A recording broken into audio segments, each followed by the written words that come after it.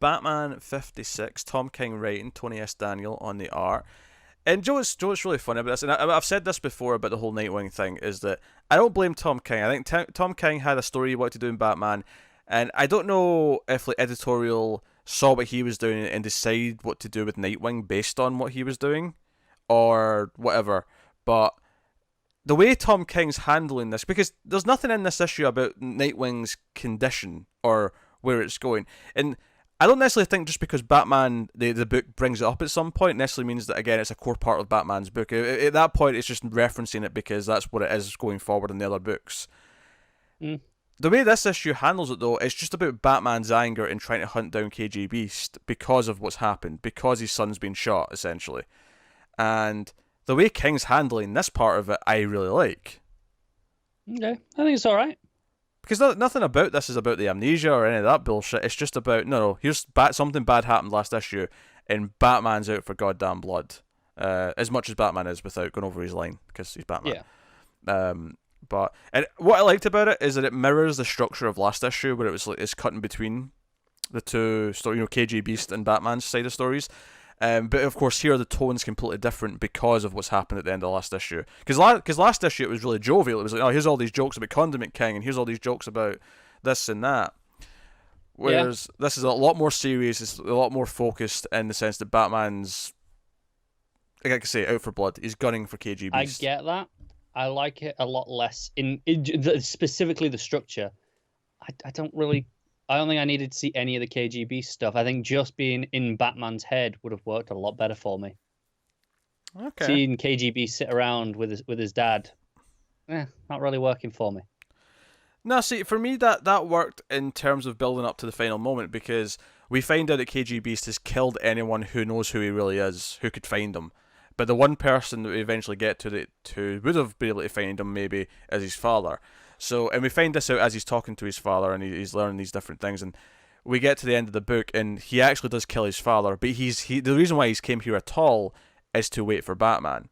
And I like that reveal. That's the end of the issue. It's like he's inside the house waiting with his gun, and Batman's just about to arrive. He's just about there.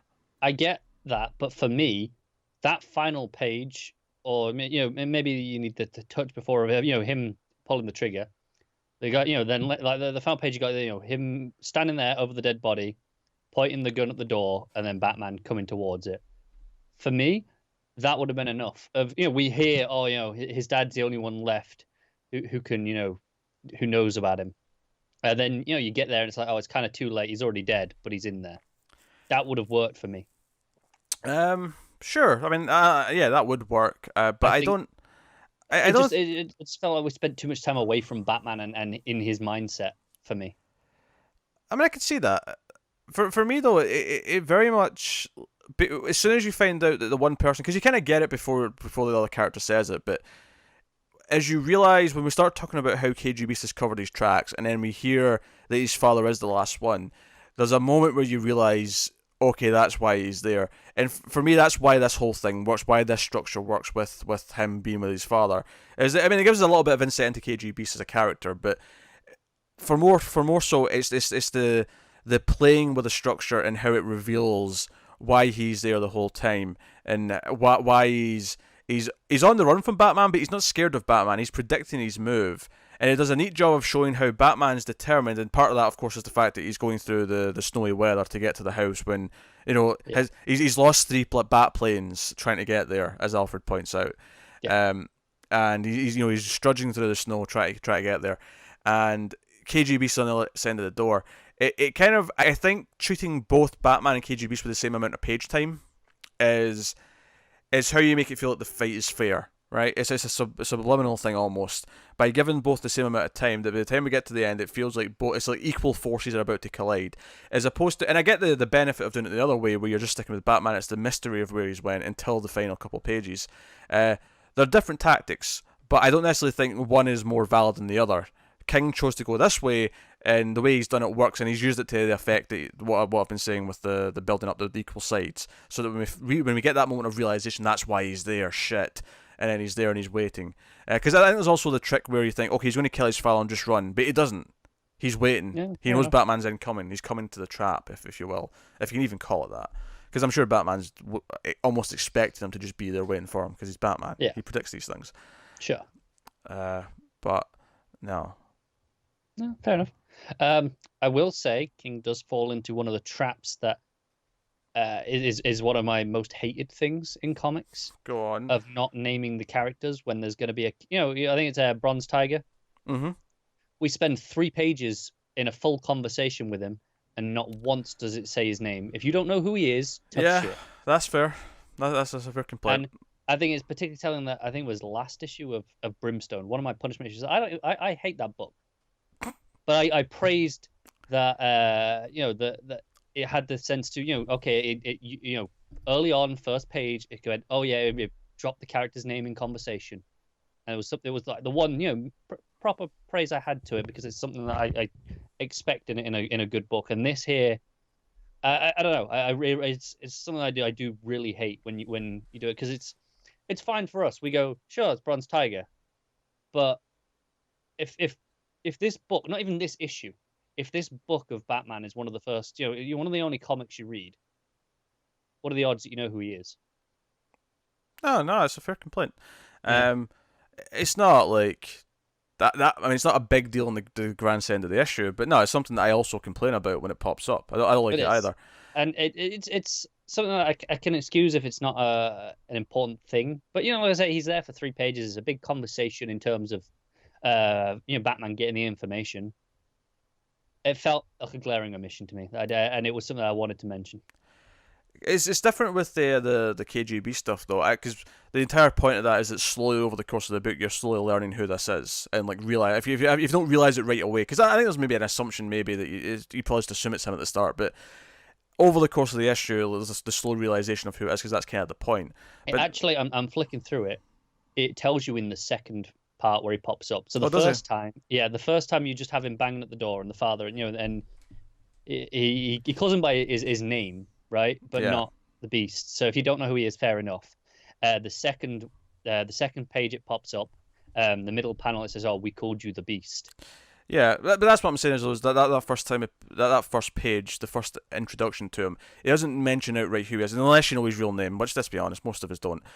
Most of us don't remember KGB's real name.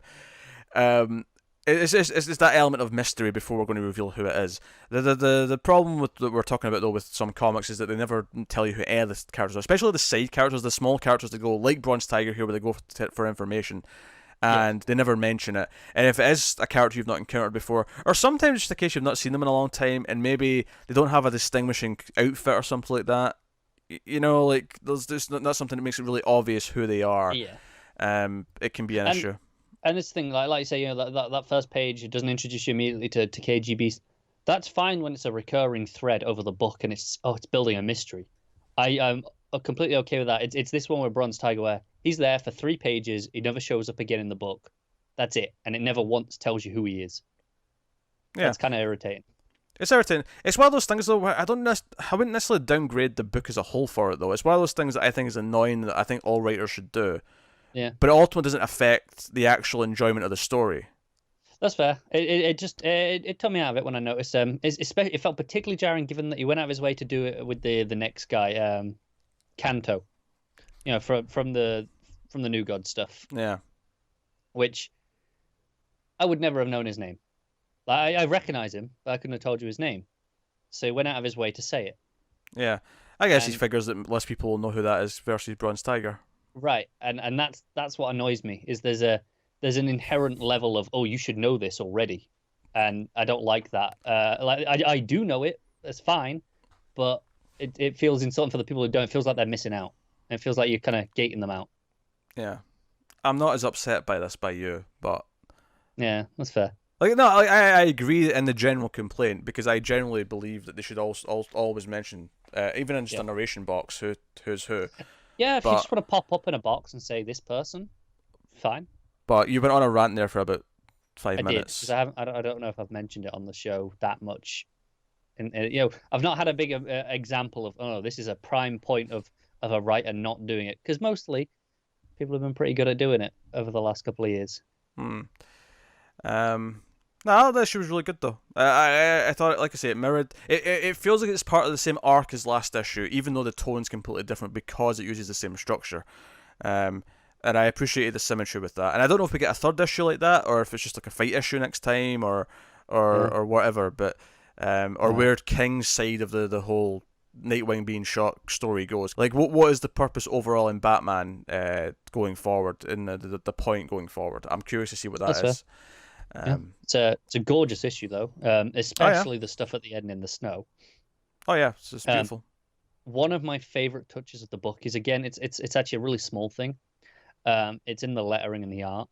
It's as Alfred, the signal's breaking up. Instead of just doing like a static thing or anything, and we just lose it or it fades out, Mm, it actually just has the boxes covered by snowdrops, like, as they're coming down. yeah, They just cover some of the word, and it makes it hard to read. And it's that impression of it's not coming through properly.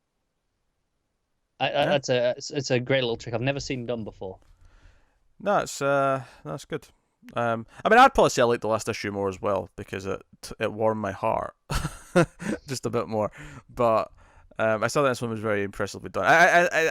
I think a lot of people don't like King, and I think the thing with King is that he's someone who is very into the craft of telling stories in interesting ways and exploring characters in interesting ways, and that doesn't necessarily always jive with how a superhero comic is expected to be told, or how how you would typically do a Batman story or whatever. I wouldn't even go as far as that. I say he's like I say, he's very into the craft and the experimentation. Mm-hmm.